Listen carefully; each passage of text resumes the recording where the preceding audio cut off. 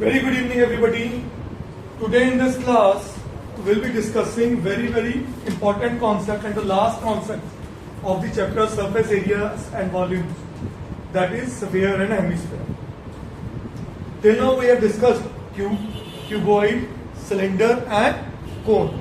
तो चार फिगर्स के बारे में हम डिटेल में स्टडी कर चुके हैं, उसके फंडामेंटल क्वेश्चंस कर चुके हैं, इंपॉर्टेंट क्वेश्चंस कर चुके हैं. तो आज स्टार्ट करते हैं स्फीयर एंड हेमिस्फीयर. क्या है ये कॉन्सेप्ट? इस चीज को समझने के लिए सबसे पहली चीज आप समझ जाएं कि जो हर बच्चा कहता है, मैं कहता हूं स्फीयर की शेप क्या है, मैं बोलता हूं स्फीयर की शेप क्या है, क्या है आपका आंसर क्या है बताइए? हाँ जी, गलत. स्फीयर को कभी सर्कुलर की बात थॉट में रखो ही ना. ये सर्कल है जो एक बैंगल है, ये स्फीयर है जो बॉल है, और sphere itself is shape. Spherical shape से नाम दिया गया sphere. Is that clear? Simple सी बात है. ये एक 2D फिगर है और ये एक 3D फिगर है. कहानी पकड़ में आई? Earth is a sphere, moon is a sphere. अब यहां से मून देखते हैं तो सर्कल दिखता है क्या? समझ गए नहीं? But it is what? It is a sphere. क्या ये बात क्लियर है? तो ये और ये दोनों अलग चीजें हैं. क्या ये पानी होल्ड कर सकता है? नहीं. बट हमारे बहुत घरों में वाटर टैंक सर्कुलर शेप का, फुटबॉल शेप का बना होता है. तो वो क्या है? It contains water, so it is a 3D figure. अब आप कहोगे इसमें पानी कहां पे है? अगर मैं इसको खोल दूं और इसके अंदर पानी स्टोर करके ऐसे फिर बंद कर दूं तो हो गया ना वॉल्यूम. ये कुछ एयर कंटेन कर रहा है अपने अंदर, तो हो गया ना volume. Is this point clear? Yes और नो? ठीक है भाई साहब. अब स्फीयर को समझने के लिए सबसे पहली चीज समझिएगा.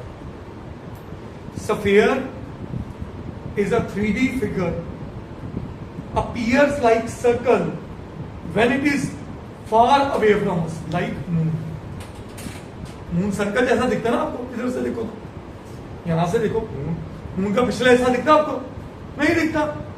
यही बच्चा ये 5वीं रो की बजाय 20वीं रो में बैठा हो तो वो उसको ये बॉल भी स्फीयर नहीं दिखेगी, सर्कल दिखेगी. कहानी पकड़ में आ रही है या नहीं आ रही है? यहां से तो आपको कर्व दिख रही है, जितना दूर जाओगे कर्व नहीं दिखेगी, आपको एक सर्कुलर शीट दिखेगी. कहानी पकड़ में आ रही है कि नहीं आ रही है? यस और नो? अब what is the difference between a sphere and hemisphere? Hemi का मतलब होता है हाफ. तो अगर मैं स्फीयर को दो हिस्सों में काट दूं तो ये क्या बना? हेमिस्फीयर. थोड़ी चर्चा हेमिस्फीयर से स्फीयर पे जाएंगे. अब ये हेमिस्फीयर की परफेक्ट एग्जांपल्स हमारे घर के पॉइंट ऑफ व्यू से, बाउल होते हैं, पंजाबी में कोली बोलते हैं. हाँ, बाउल की शेप स्फेरिकल के हेमिस्फेरिकल, ऊपर से कवर्ड तो नहीं होती, तो हेमिस्फेरिकल. ये बाउल ही तो है अगर नोटिस करो. यस और नो? Is that clear? अब इस बाउल की चर्चा करें. यहां जो ग्रीन पोर्शन है ये इसका CSA है. क्या है? अगर मैं यहां इसके ऊपर एक कवर लगा दूं, कवर तो सर्कुलर लगेगा, कवर एक सर्कुलर लगेगा इसके ऊपर, सही है. अगर इसको भी ग्रीन पेंट कर दूं ऐसा तो ये बन जाएगा TSA. क्या बन जाएगा? TSA. कहानी पकड़ में आई?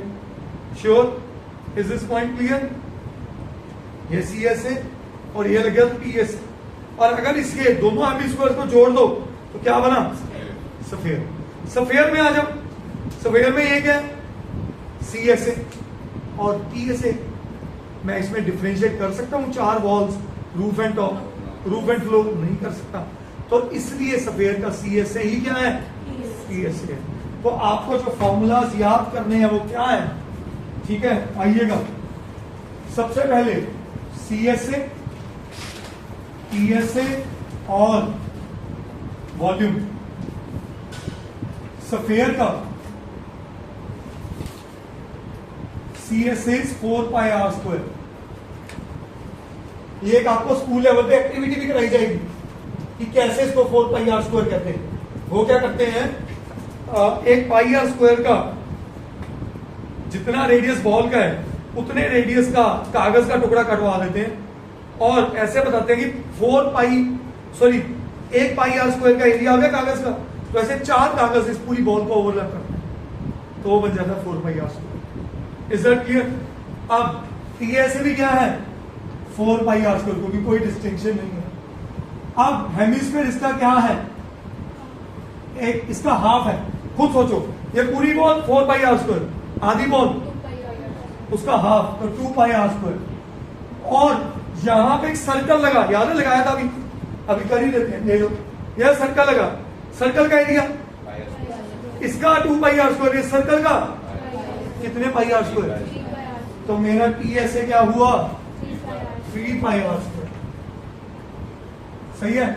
Volume of sphere is 4/3 pi are cube, और इसका हाफ कर दो वॉल्यूम, क्योंकि वो आधी करती गई है, तो उसका हाफ क्या होगा 2/3 pi are cube. Is that clear?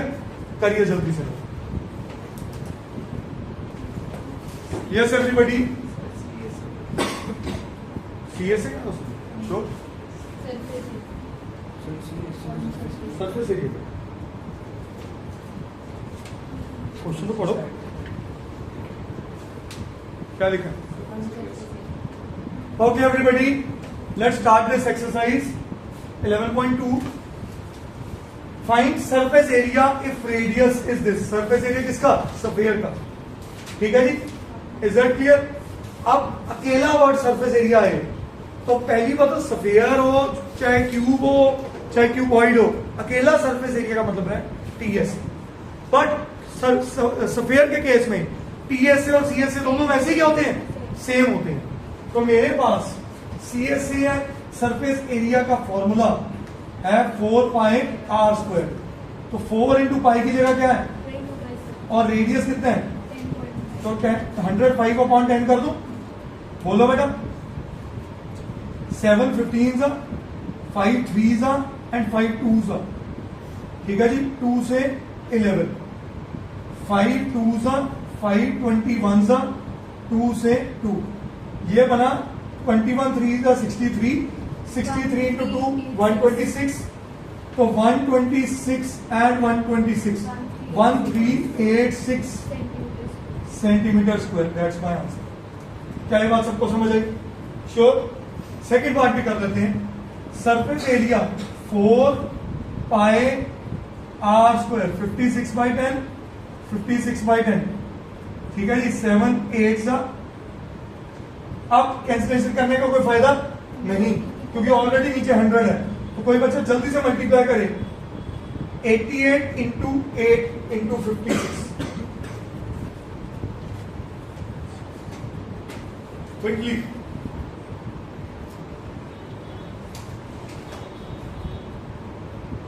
(88 into 8 into 56).